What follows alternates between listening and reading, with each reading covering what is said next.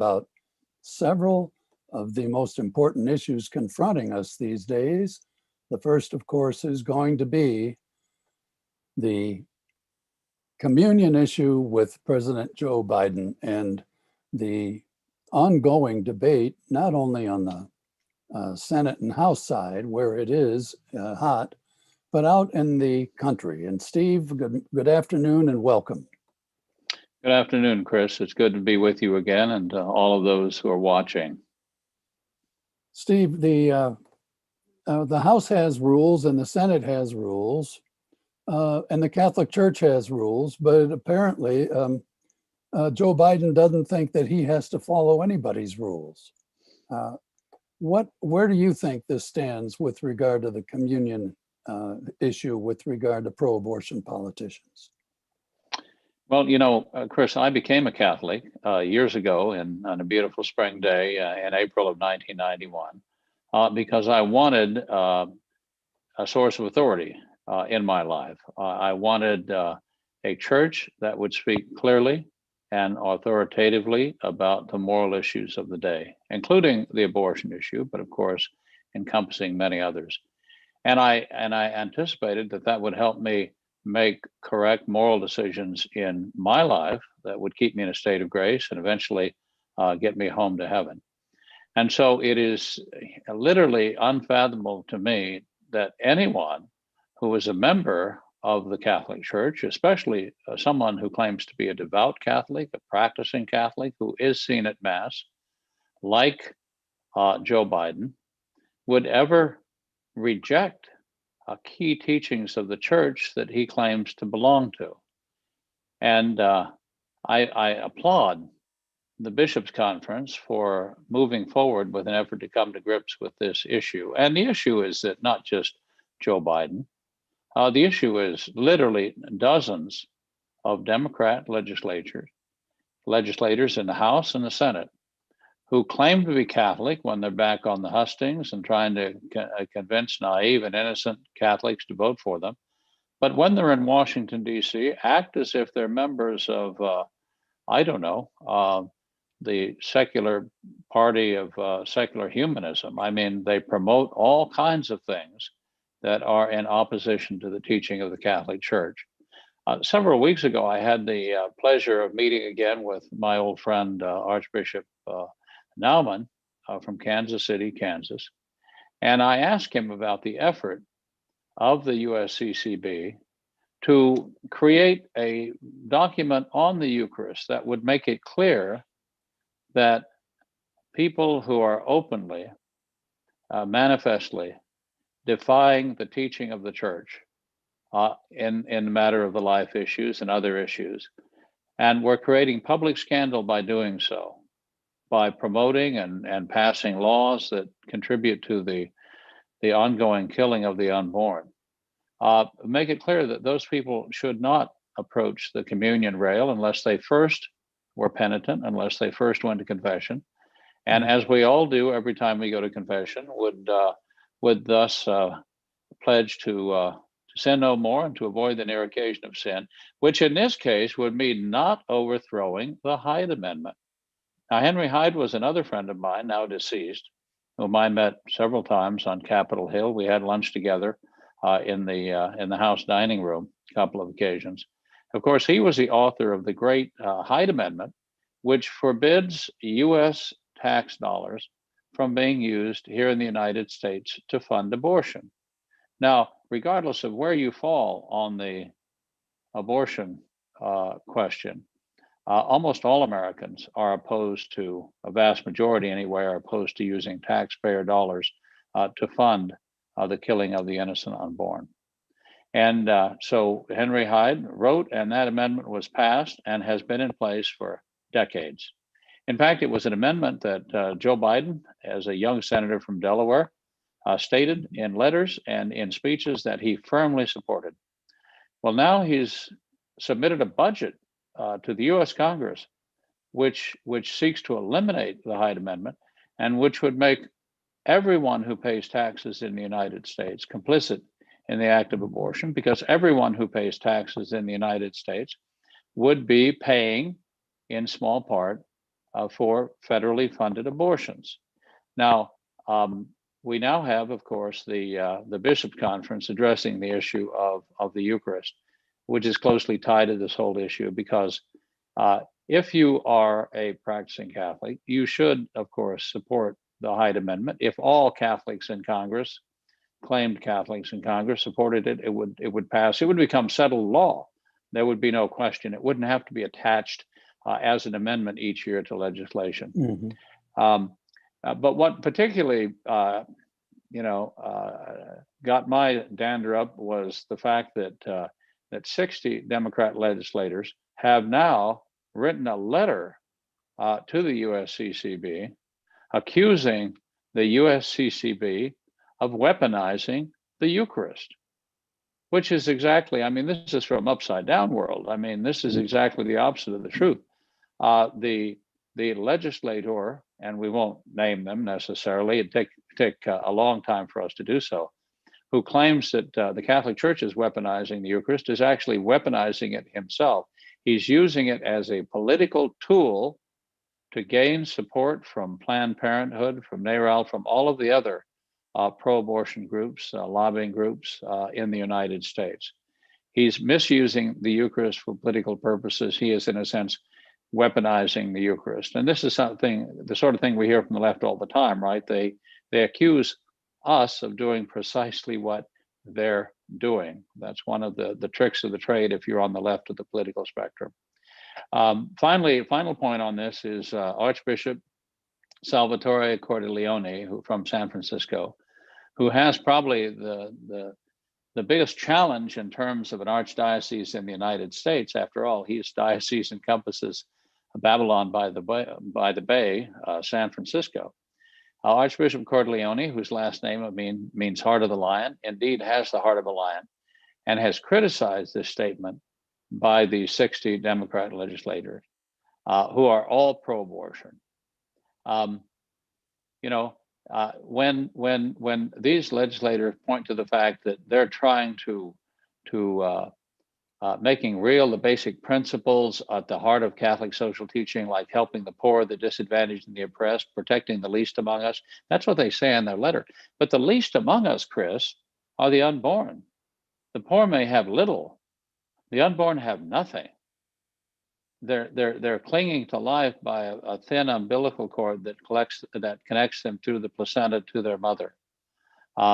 So when you talk about the disadvantaged and the oppressed, talk about the unborn, who have, when they're conceived, 1 in 3 chance of being aborted before they see the light of day.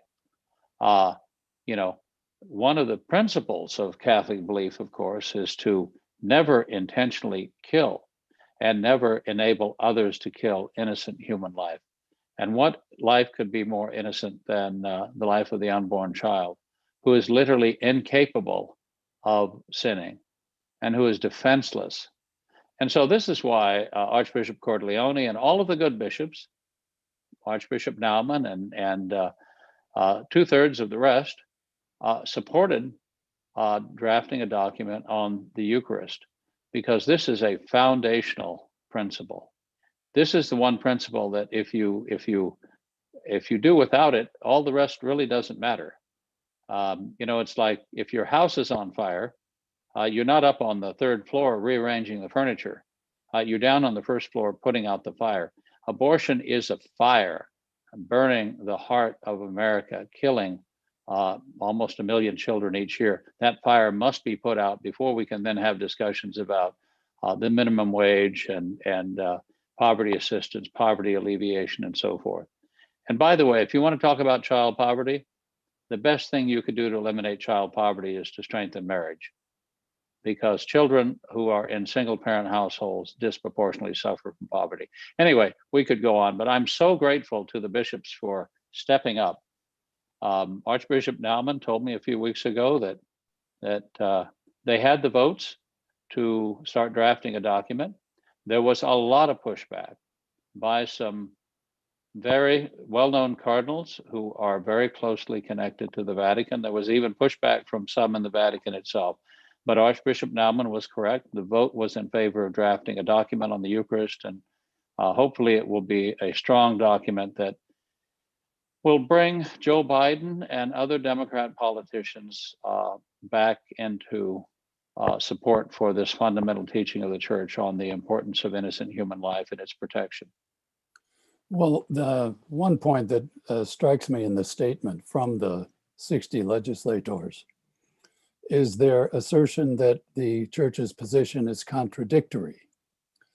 And I find their position to be a little contradictory on its own, because in the House of Representatives, any person who, let us say, defiles the Speaker of the House, Nancy Pelosi, is immediately subject to the House rules, which can go along the lines of, on the weak side, his words can be taken down.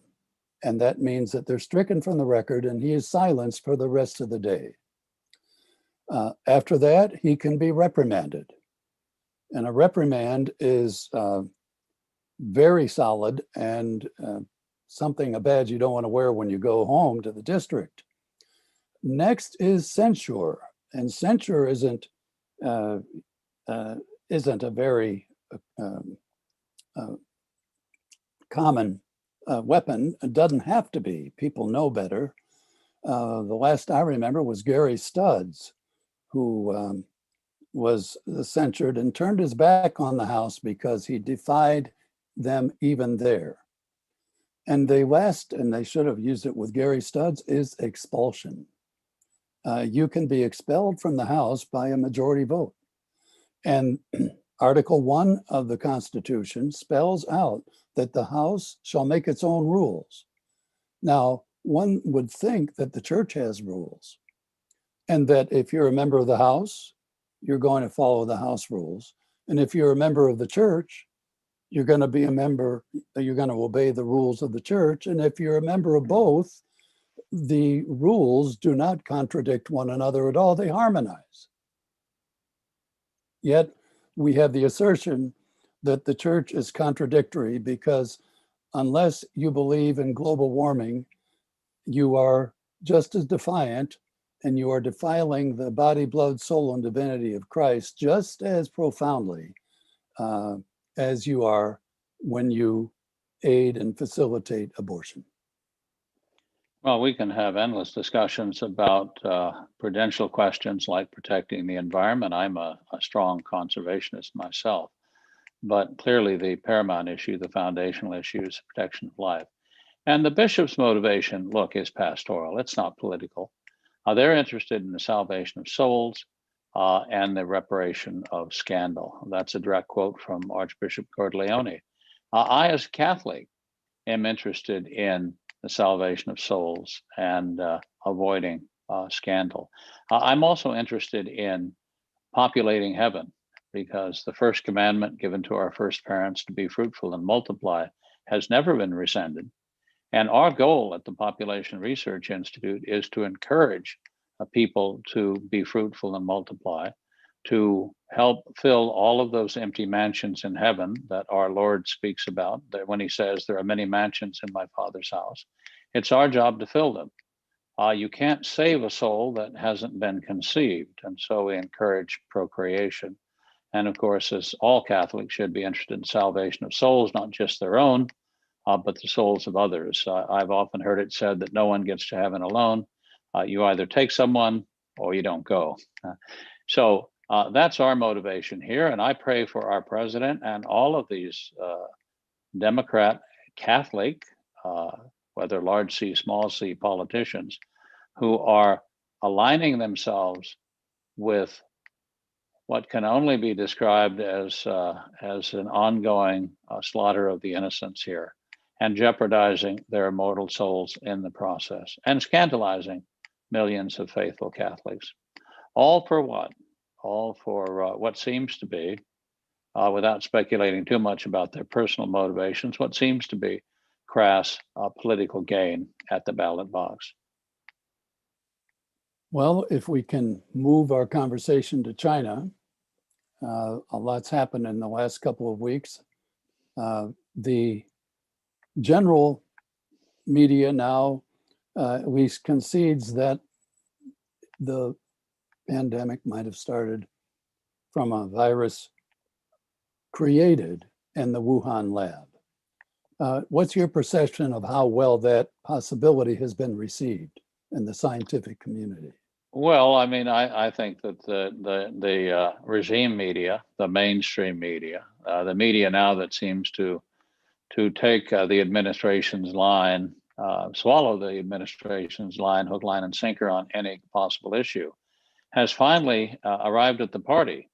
Now that they're 18 months late to the party, of course, because I and a few others like the whistleblower, Dr. Yen Li Meng, and some other brave souls have been talking about the fact that it's a creature of the lab from the beginning. Now, you know, I've never, as you know, Chris, and people who've watched this live stream before know, I've never believed in the bat theory, that someone got a bad bowl of bat soup. That didn't happen. I've never believed in the wet market nonsense. You know, over a year ago, last February, I wrote that lab leaks in China were very, very common. And I wrote that Xi Jinping himself in January had actually called for moving labs out of major cities, out of populated areas into the countryside, into remote locations in the countryside. Why? To contain outbreaks. So it's pretty clear at this point that it was created in the lab, it was engineered in the lab. But what I find interesting here, and this is a new nuance to the story, is that if you ask Chinese, not Americans, but Chinese, they, for the most part, believe the lab leak was no accident. We're now approaching the 100th anniversary of the founding of the Chinese Communist Party. Over the course of its last 70 years of its misrule of China, the Communist Party has been responsible for at least 80 million deaths. And if you add the unborn children who've been sacrificed in the one-child policy, it's closer to 500 million deaths. So the Chinese people themselves know that the Chinese Communist Party is the biggest killing machine in history. They have no trouble believing that the Communist Party unleashed the virus deliberately on its own people and used them as innocent victims, innocent vectors to spread the disease around the world. Now, I'll pause here while you get your mind around that. What government would possibly deliberately infect its own citizens and then send, 1 million of them around the world to infect people elsewhere? Well, the government of the People's Republic of China.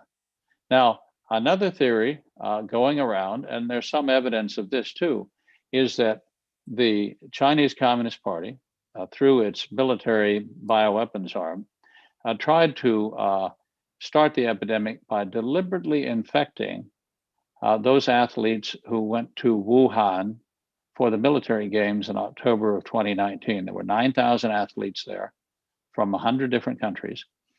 And some of the delegations came back seriously ill with a pulmonary infection. I know the Canadians, about a third of the Canadian athletes were quarantined in the back of the plane as they came back from China because they were seriously ill. So we have a long way to go to get to the bottom of this. But what we do know is that it was created in the lab. It was released one way or another from the lab, either deliberately or accidentally. And then it was deliberately spread around the world. So China needs to pay a heavy price. And this business of the Biden administration and saying, we're going to continue to investigate, and, we're not sure. Avril Haines, the director of national intelligence, came out last week and said, we're not sure whether it came from the lab or whether it came from nature. Well, look, it's clear to everybody who's being honest about this that it came from the lab. And this is just more smoke and mirrors on the part of the Biden administration, which doesn't want to take action against the Chinese Communist Party, because all too many members of the of the Biden administration have worked closely with various party affiliated organizations in the past. And so they don't want to get serious about China. So that, I think, is what's going on. That's the real story here. We need to keep pressure on the administration to defend Americans against bioweapons attack. and to demand reparations from the country, from the political organization, the Chinese Communist Party, that unleashed it on the world and on America. Well, with that in mind, the House of Representatives has just passed a bill to boost scientific competitiveness with China. Over the years, the Chinese have had a lot of influence on who gets what with regard to research, even in the United States. What's your opinion of that kind of move on the House's, on the legislation? And what's your view of developing technology that is independent from Chinese both influence and ultimately hijacking? Well, I mean, we have an innovation economy. China doesn't. We're constantly innovating, making advances in science and technology.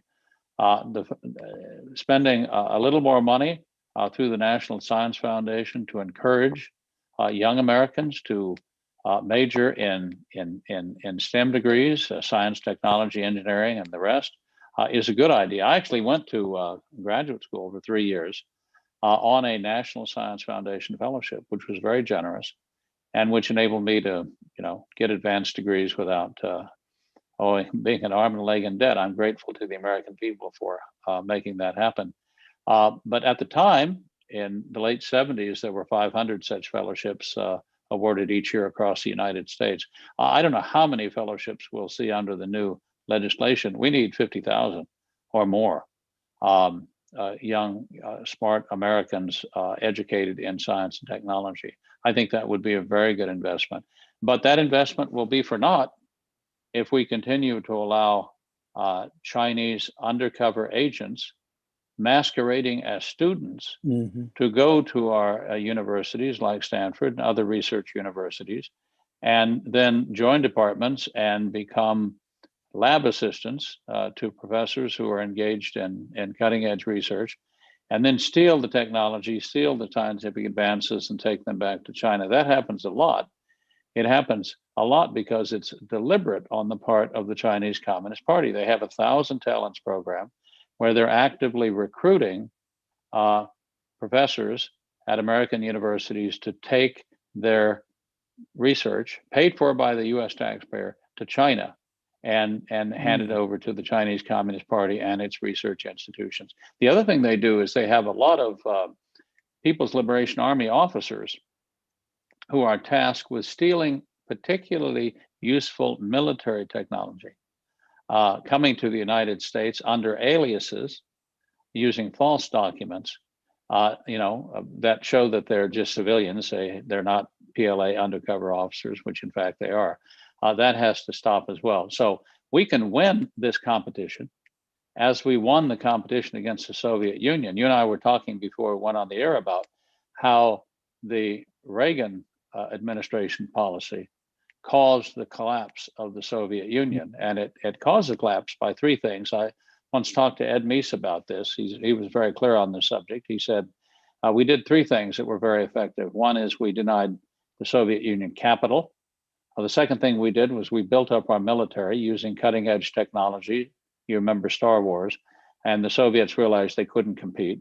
They couldn't compete because we did the third thing, and that was we denied them that same cutting edge technology. And they couldn't develop it on their own because they don't have an innovation economy. They have a stultifying bureaucracy that corrupts everything.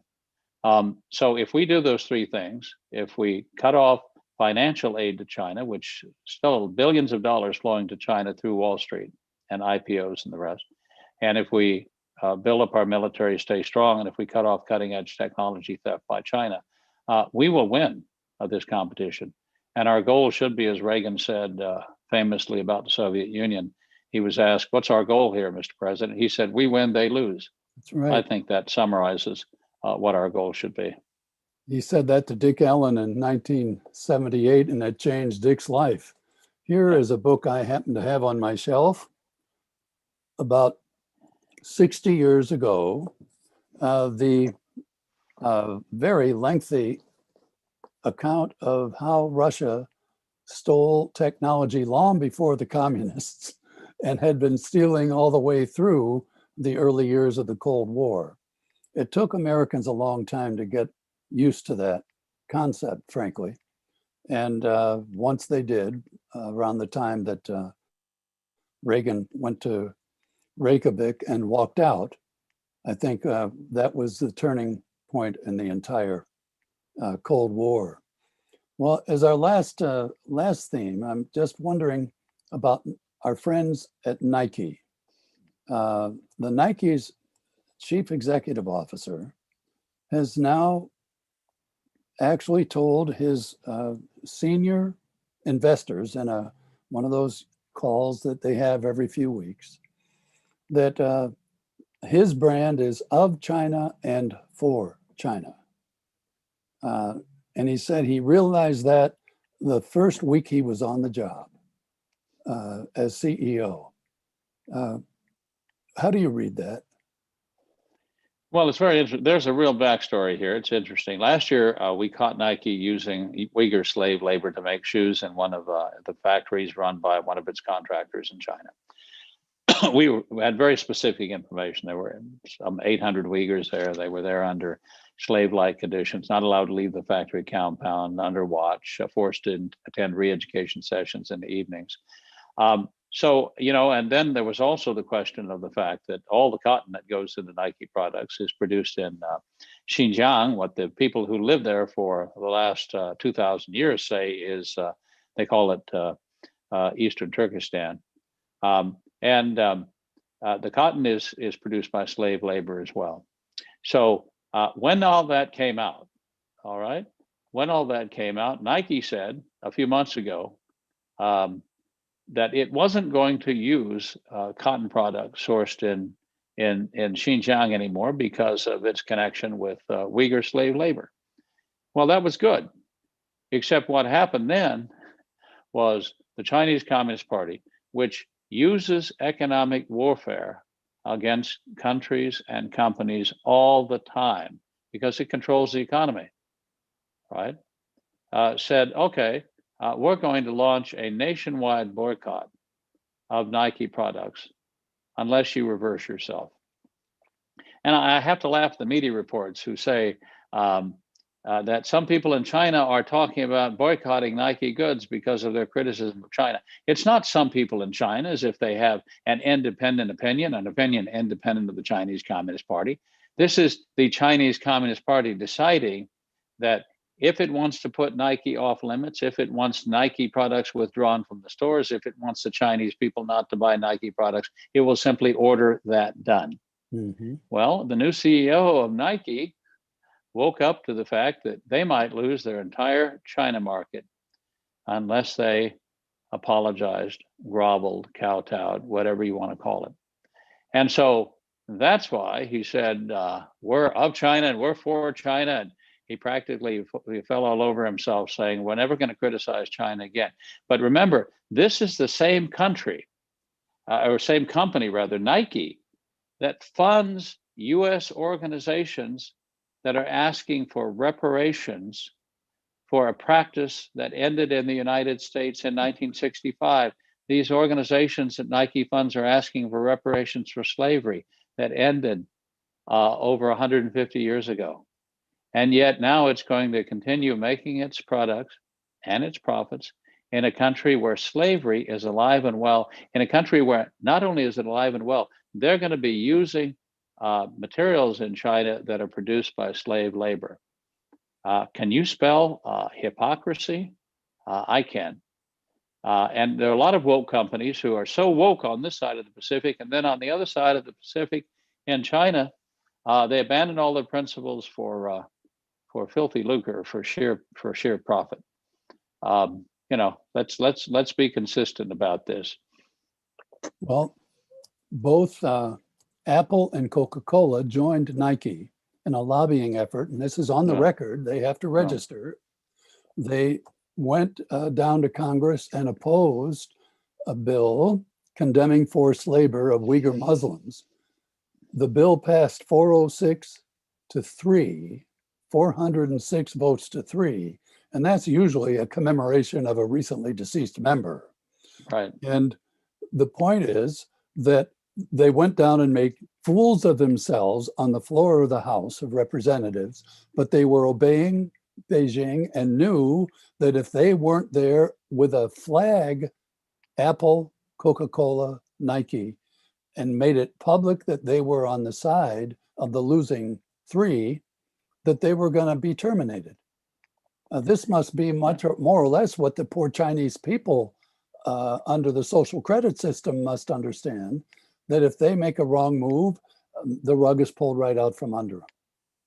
Yeah, I think that the Chinese Communist Party wants to keep a few major corporations in China and will give them a certain amount of market share because they then are captive to the Chinese Communist Party's whims and wishes and actually become lobbyists for the Chinese Communist Party and its policies. So I think they would prefer they'll drive some companies out of China, but they keep others because the lobbyists for Nike and Coca-Cola are actually working for free for the Chinese Communist Party when they do something like this. And it's very effective. You know, it's not very effective for the ambassador of the increasingly despised People's Republic of China to make the rounds in Washington, D.C. In fact, a lot of politicians, you know, would shy away from meeting with such individuals. But of course, they'll always meet with the representatives of Nike or Coca-Cola, only to hear them spout, you know, communist Chinese propaganda. So that's what's happened. They've gotten a lot more sophisticated over the last few years in not trying to affect the political system as directly as they did in the past. They indirectly they subvert congressmen by using honeypots like Fang Fang to sleep with congressmen like Eric Swalwell of California. And they also use American companies that they allow in China to make a little profit. So they will lobby on behalf of China in Washington, D.C. It's very clever. It's very deceitful. But I think we're onto them now, and we need to decouple from China. Really, the only solution to this is that we source all of our goods, all of our products that we import from overseas from democratic countries, not from tyrannies like the Chinese Communist Party runs, and especially not from China, because China is a threat to the United States and to the world. And if we adopt the same policy towards China that we adopted towards the Soviet Union, it won't be easy, but we should do it for the sake of our children and grandchildren. That system will collapse. It seems as hard, as impermeable, as indestructible as a diamond on the surface. But we should remember that a hammer blow properly struck will shatter the hardest of diamonds. And the Chinese Communist Party can be shattered by its own internal contradictions if we put enough pressure on it. Well, thank you, Steve. On that happy note, and let us pray that we can take those steps and that the spine remains strong, because it's going to take a lot of pressure, because we're going to get a lot of pressure. Thanks for joining me today and our listeners. I'm Christopher Manion at the Population Research Institute office in Front Royal, Virginia. We've been talking with Stephen Mosher, our China expert who is president of the Population Research Institute, and we'll be coming back to you in 2 weeks with more review of the news. Thanks for joining us. Thank you.